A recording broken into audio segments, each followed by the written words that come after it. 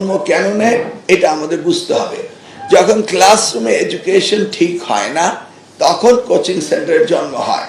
মূলত এবার পাবলিক পরীক্ষা অ্যাক্ট 1980 যেটা রয়েছে সেটাকে আমরা কয়েকদিনের মধ্যেই এটা ল মিনিস্ট্রিতে ভেরিংয়ের জন্য আছে, এটা আমাদের হয়ে যাচ্ছে। অর্থাৎ ওইটাতে মানে 1980 অ্যাক্টে ডিজিটাল ক্রাইমের কথা ছিল না, সেগুলি ইনক্লুড করা হয়েছে, বা সংঘবদ্ধভাবে ক্রাইম করা সেটা ছিল না, বা কেন্দ্র সচিবের অবহেলার কারণে যদি পরীক্ষায় বিঘ্নতা ঘটে সেটা ছিল না, এবং পরীক্ষার যে ডেফিনেশন, পরীক্ষা বলতে শুধু পাবলিক পরীক্ষা একটাই বুঝিয়েছিল, অর্থাৎ ম্যাট্রিক ইন্টারমিডিয়েট, অন্যান্য পরীক্ষাগুলো এটার মধ্যে অন্তর্ভুক্ত ছিল না, সেগুলোকে এটাতে ইনক্লুড করা হয়েছে, যাতে করে আমরা এবার পরীক্ষাটি যদি কেউ কোনো রকম দুষ্ট চক্র কোনো ক্ষতি সাধন করতে চায় তাদের আইনের আওতায় সোপর্দ করার ব্যবস্থাটি এই আইনে সন্নিবেশিত করা হয়েছে। যেটি হচ্ছে প্রতিবার পরীক্ষার সময় আমরা দেখি যে কোচিং সেন্টার বন্ধ থাকে, একাডেমিক এবং বিশ্ববিদ্যালয় ভর্তি কোচিং। এবার কি আপনারা সেরকম কোনো সিদ্ধান্ত নিচ্ছেন কিনা? সেই সঙ্গে অন্তর্বর্তীকালীন সরকারের সময় একটা সিদ্ধান্ত নেওয়া হয়েছিল খাতা কাটার সময় মানবিক নাম্বার যেটাকে বলা হয়, যে 75 পেলে 80 করে দেওয়া, 78 68 পেলে 70 করে দেওয়া, সেটি আসলে বন্ধ করে দেওয়া হয়েছে। এবারও কি আপনারা সেই সিদ্ধান্তে আছেন কিনা? আসলে আপনার প্রশ্নটি বুঝতে আমার খুব কষ্ট হয়। খাতায় লেখা না থাকলে কিভাবে মার্কিং করা হয় এই বিষয়টা কিন্তু আসলে আমার কাছে খুব মনে হচ্ছে যে এটা নতুন একটা কিছু। আমরা যেটা করছি এবার সেটা হচ্ছে আমাদের বোর্ডগুলো যে খাতা দেখার জন্য এক্সামিনারকে সিলেক্ট করে এবং তাদেরকে টাইম কম দেওয়া হয়, তাদের এমন কোনো পরিসংখ্যান নেই একজন শিক্ষক 300 খাতা লিখতে তার কতদিন সময় লাগতে পারে, সেগুলিকে আমরা এবার আনুপাতিক হারে কতটুকু সময় লাগতে পারে সেগুলি বিবেচনা করে তাদেরকে এনাফ সময় দেওয়া হচ্ছে এবং এক্সামিনার বাড়ানো হচ্ছে যাতে খাতাগুলো সুন্দরভাবে দেখেন। এবং খাতা দেখার পদ্ধতি ঠিক আছে কিনা এটা ইতিপূর্বে কখনো এই বিষয়গুলিকে খতিয়ে দেখা হয়নি। কোনো শিক্ষক কঠিন মার্ক দিয়েছেন, কোনো শিক্ষক ঠিকমতো কাজ করেননি, কোনো শিক্ষক হয়তো বা সময়ের অভাবে বর্গা খাতা দেখিয়েছেন। এই সমস্ত বিষয়গুলোকে আমরা আলোচনায় এনেছি, এনে আমরা প্রত্যেকটি বোর্ডের কিছু কিছু খাতা আমরা র্যান্ডম স্যাম্পলিং করব যে এক্সামিনাররা ঠিকমতো খাতা দেখছি কিনা, but it's not a threat to the student. এটা এক্সামিনার পরীক্ষা করব আমরা, সেটি একটি বিষয় এবার আমরা করতে যাচ্ছি, এক্সামিনারদের প্রশিক্ষণ এবং খাতা দেখা।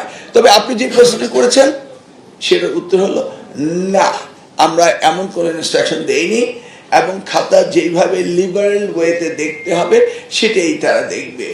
একটি প্রশ্নের উত্তর যদি 10টি লাইন থাকে, 9টি যদি ঠিক হয়, ওই যেইভাবে পার্সিয়ালি নাম্বার দেওয়া সেই সঠিকভাবেই দিতে হবে। এখানে অন্য কোনো ব্যবস্থা নেওয়া হয়নি। কোচিং সেন্টার ওকে, কোচিং সেন্টারের জন্ম কেন নেয় এটা আমাদের বুঝতে হবে। যখন ক্লাসরুমে এডুকেশন ঠিক হয় না তখন কোচিং সেন্টারের জন্ম হয়। আমরা টিচার্স ট্রেনিং, টিচার্স রিক্রুটমেন্ট এবং টিচারদের ক্লাসরুমে পরীক্ষা নেওয়া, লেখাপড়া করানো, সেই ব্যবস্থাগুলো আমরা করছি। অতএব আমরা যখন ক্লাসরুম ইমপ্রুভ করব, আপনি দেখুন রেসিডেন্সিয়াল মডেল কলেজ অথবা বিজ্ঞান কলেজ সৈয়দপুর, এই ধরনের নামি দামি কলেজগুলোতে স্কুলের ছাত্রগুলো কিন্তু কোচিংয়ে যায় না, আপনি ক্যাডেট কলেজগুলো যায় না। কেন যায়? সেটা হচ্ছে আমাদের টিচিংয়ের দুর্বলতার কারণে। আমরা সেগুলিকে অ্যাড্রেস করছি এবং ক্রমান্বয়ে আপনি দেখতে পাবেন যে স্কুলের শিক্ষকরা স্কুলে ইনহাউস কোচিং করবে এবং তার বিপক্ষে তাদেরকে যে ধরনের রিমানারেশন দেওয়া দরকার সেটা স্কুল কমিটি ব্যবস্থা করবে। আমি বুঝেছি প্রশ্ন ফাঁস ঠেকানোর জন্য কোচিং সেন্টার বোর্ড পরীক্ষাগুলো যখন চলতো তখন এই সময়টা কোচিং সেন্টারগুলো বন্ধ রাখা। কিভাবে কোচিং সেন্টার প্রশ্ন পেয়ে যাবে? না, যখন 2018 সালে প্রশ্ন ফাঁস হয়, আমি 18 সালে বাদ দিলাম, দেখা যায় যে কোচিং সেন্টার থেকে প্রশ্ন ফাঁস হয়েছে। আস্তে আমরা 2026 সালে পরীক্ষা দিয়েছি। মাননীয় অ্যাডভাইজার তিনি সুস্পষ্টভাবে বলেছেন এই প্রশ্নপত্র বিগত সরকার করেছে এবং এই ডিস্ট্রিবিউশন বিগত সরকার করেছে, আমরা শুধু পরীক্ষা কন্ডাক্ট করছি এবং এই ডেট বিগত সরকারের সময় দেওয়া। এখন আমরা নজরদারি করছি সাইবার ক্রাইমে যারা করবে, যারা প্রশ্নপত্র থানা থেকে বা ট্রেজারি থেকে উত্তোলন করবে, তাদের ফোন নাম্বার রেখে তারা কোনো ক্রাইম করছে কিনা তাদের লিস্ট আমরা নিয়েছি। আমরা প্রত্যেকটা পরীক্ষা কেন্দ্রের থেকে তাদের যে সিসি ক্যামেরা রয়েছে, এগুলি সচল না অচল, বাউন্ডারি ক্যামেরাগুলো, এগুলি সব আমরা মনিটরিং করার জন্য নিয়েছি।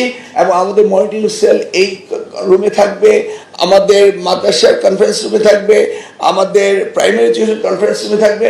আমরা মনিটরিং সেল করেছি, সেখানে তার মনিটরিং করব। এর মধ্যে কিছু হয় কিনা সেই জন্য আমরা এখনো খুব সুন্দরভাবে সব অর্গানাইজ করেছি। ডিস্ট্রিক্ট ওয়েতে আমরা একটা হোয়াটসঅ্যাপ গ্রুপ করেছি, এই হোয়াটসঅ্যাপ গ্রুপে ডিসি, ইউনো, এসপি, পুলিশ এবং স্কুল কলেজের সচিবদেরকে নিয়ে what not we address everything. এমনকি সাইবার